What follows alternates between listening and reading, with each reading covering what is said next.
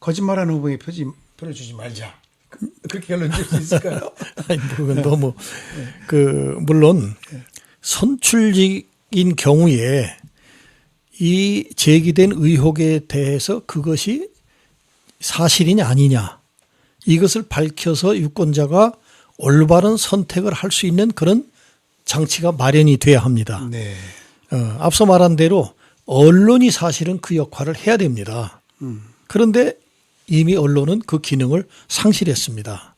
또 앞서 말씀드린 대로 총선연대 같은 그런 시민사회단체가 또 후보자 검증을 하면 좋겠는데 네. 현재는 그만큼 국민적 신뢰나 영향력을 가질 또 시민사회단체가 마땅치 않아요. 네, 네, 네. 그러니까 현실적으로는 선거관리위원회가 적극적으로 이 기능을 담당하는 그런 방향으로 이것이 어떤 일방, 뭐 여당이나 혹은 야당 이 일방으로 되는 게 아니라 이 문제는 여나 야나 똑같다. 네. 그러니까 합의로 이런 그 검증할 수 있는 그런 그 일들을 선거관리위원회로 할 수 있는 그런 대안을 어쨌든 마련해야 된다. 그런 말씀이에요. 선거관리위원회의 설립 목적, 그 고유의 선거관리 업무라는 게 포괄적 의미에서 보면 지금 지적하신 그런 내용까지 다 담는 것.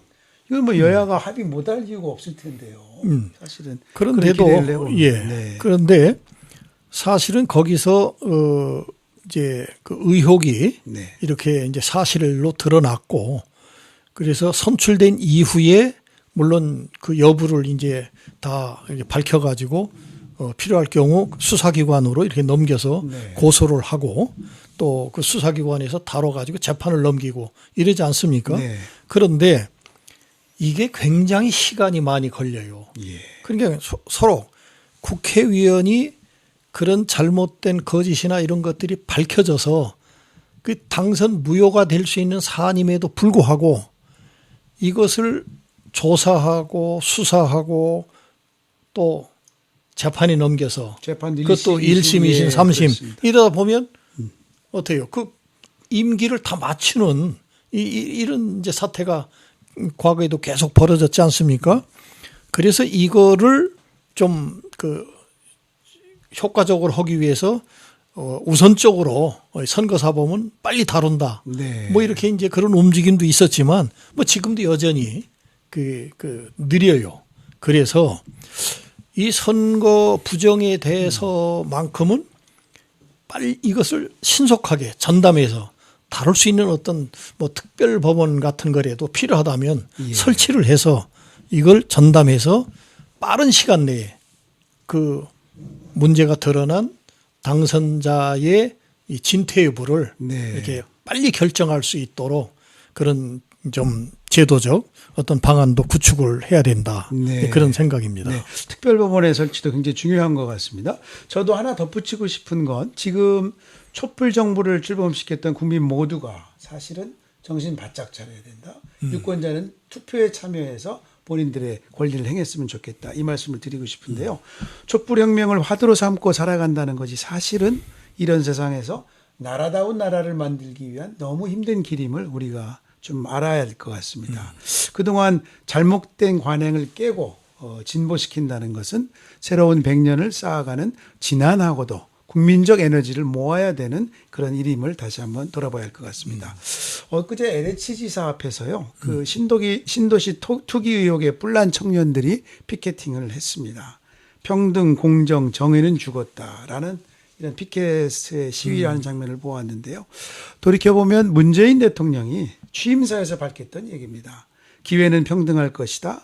과정은 공정할 것이다. 결과는 정의로운 것입니다. 라고 했을 때 사실은 국민들이 그 취임사를 보면서 얼마나 가슴 뜨거웠습니까? 저는 그 기억을 잊을 수가 없거든요. 예.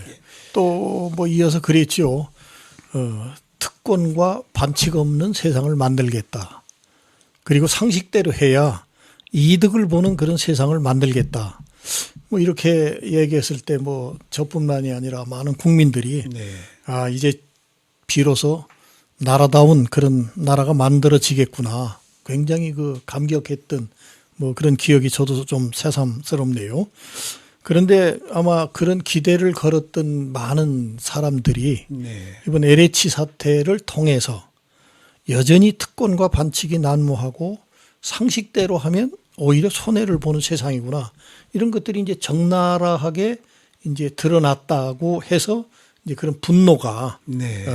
결국 이번 보궐선거 국면에서 그대로 여론으로 그렇게 이제 나타나는 게 아닌가 이렇게 여겨지면서 네. 제가 또 하나 이 지점에서 드리고 싶은 말씀은 어떻게 보면 그 국민들이 이 소위 그 진보적인 정권에 대해서 어떠면은 보수 정권보다 더 따가운 그런 질책과 비판을 합니다. 네. 물론 진보 측에 있는 사람들은 그런 부분에 대해서 좀 섭섭해할지는 모르겠지만 네. 그는 진보를 자처하고 세상을 보다 나은 쪽으로 가려고 하는 그런 세력이나 정치권은 마땅히 감수해야 될 몫이라고 예. 저는 생각을 해요. 왜?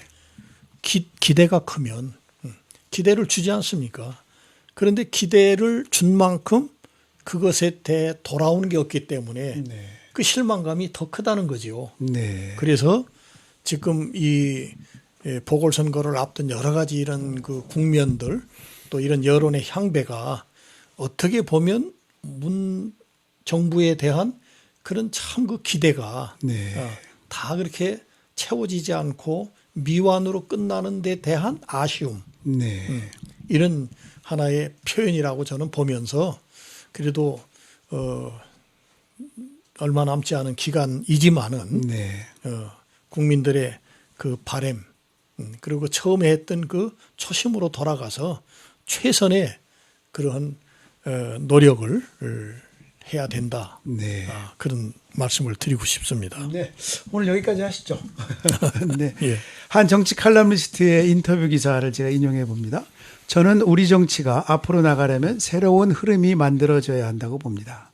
이번 서울시장 선거만 놓고 보면 최악의 선거입니다. 10년 전 인물들이 아무런 새로움도 없이 치르고 있잖아요. 당장 1년 후에 다시 서울시장 선거를 치르는데 이번에 누가 되든 내년 서울시장 선거 때는 새 인물이 등장해 경쟁하는 것을 보고 싶습니다. 이런 인용인데요. 허투루 들리질 않습니다. 오늘 4월 4.7 보궐선거를 다뤄봤는데 공직선거법에 의해 선출직에 도전하는 후보자들의 경우 도덕성이라는 잣대를 피하기가 어렵습니다. 도덕성의 제1번 기준은 거짓말하면 안 됩니다. 오히려 잘못이 있다면 시인하고 용서를 구하는 것이 지도자로서 더 용기 있는 모습일 것입니다. 그리고 민주주의의 꽃은 참여입니다. 4.7 보궐선거 투표에 모두 참여하셔서 국민 여러분 소중한 한 표를 던져주시기 바랍니다. 유권자들의 현명한 판단 기대하며 오늘 방송 마치겠습니다.